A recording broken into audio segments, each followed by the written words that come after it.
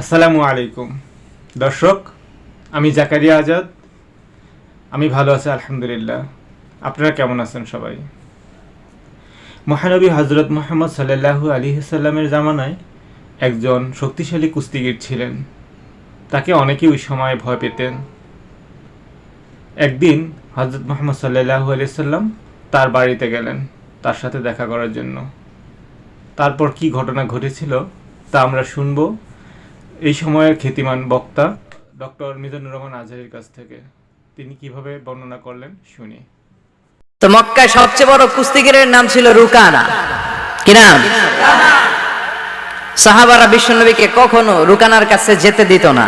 সাহাবারা ভাবতো বিশ্বনবী যদি রুকানার দরবারে যায় আর রুকানা যদি বক্সিং মেরে বসে তাহলে বিশ্বনবীর মানিজ্যত নিয়ে টানাটানি।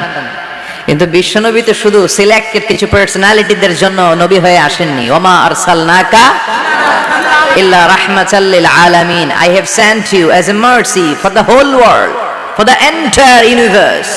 ও নবী, আমি আপনাকে গোটা বিশ্বের জন্য রহমত আর বরকত করে পাঠিয়েছি। তো বিশ্বনবী একদিন ফজরের সালাত শেষে লুকিয়ে লুকিয়ে মক্কার সবচেয়ে বড় বক্সার চিনেন তো? তো বিশ্বনবী তো as a mercy for the entire universe, গোটা বিশ্বের জন্য রহমত, তিনি মক্কার সবচেয়ে বড় বক্সার রুকানার কাছে চলে গেল। যে বলল, রুকানা আসলিম তাসলাম, ইসলাম মানুষ শান্তিতে থাকবা, দুনিয়ায়ও থাকবা আখিরাতেও থাকবা। সুবহানাল্লাহ পড়েন। রুকানা বলে, না আব্দুল্লাহর বেটা মোহাম্মদ, আমি তো কালিমা পড়বো না। যদি বক্সিং খেলে আমারে হারায় দিতে পারো তাইলে কালিমা পড়ো। বিশ্বনবী বললেন, আমি তো বক্সিং খেলি না রে বাপ। রুকানা বলল, তাহলে আমিও কালেমা পড়ি না। বিশ্বনবী রাজি হলেন। অবশেষে ভাবলেন, আমি বক্সিং খেললে একজন যদি জাহান্নাম থেকে জান্নাতি হয়, বক্সিং খেললে সমস্যা কই? কি রহমতের নবী, কি অ্যাটিটিউড, কি পজিটিভনেস, কি প্রোঅ্যাক্টিভনেস, অলওয়েজ প্রোঅ্যাক্টিভ। সব সময় ইতিবাচক চিন্তা করতেন। নেতিবাচক চিন্তা কারে বলে বিশ্বনবী জানতই না। সুবহানাল্লাহ পড়েন। বিশ্বনবী রাজি হলেন। এবার বক্সিং খেলার পালা। রুকানা হাফ প্যান্ট পরে গায়ের মধ্যে জাইতুনের তেল মেখে এভাবে লাফাচ্ছে। আপনারা রেসলিং খেলা দেখছেন? তেল মেখে পজিশন নেয় মারার জন্য প্রতিপক্ষকে। তো বিশ্বনবী তার পজিশন নেয় না, বিশ্বনবী দাঁড়িয়ে আছেন। রুকানা বলল, মোহাম্মদ আমি লাফাচ্ছি, তুমি লাফাও না কেন? তুমিও লাফাও। বিশ্বনবী বললেন, না আমি লাফাই না, কারণ আমি সেলাইবিহীন লুঙ্গি পরি। সেলাই ছাড়া লুঙ্গি পরে যদি কেউ লাফায় বাতাসে সতর খুলে যাওয়ার সম্ভাবনা আছে না নাই? কি লাজুক নবী ছিলেন, কেউ বিশ্বনবীর লজ্জাস্থান জীবনেও দেখে নাই। হালিমাতুস সাদিয়ার বাড়িতে যখন বিশ্বনবী থাকতেন, হালিমাতুস সাদিয়া 5 বছর এই কুরাইশি মুহাম্মদ ছেলেটাকে লালন পালন করেছে। হালিমাতুস সাদিয়া বললে, এই 5 বছরের ব্যবধানে কোনোদিন কুরাইশি মুহাম্মদরে কাঁদতে দেখি নাই।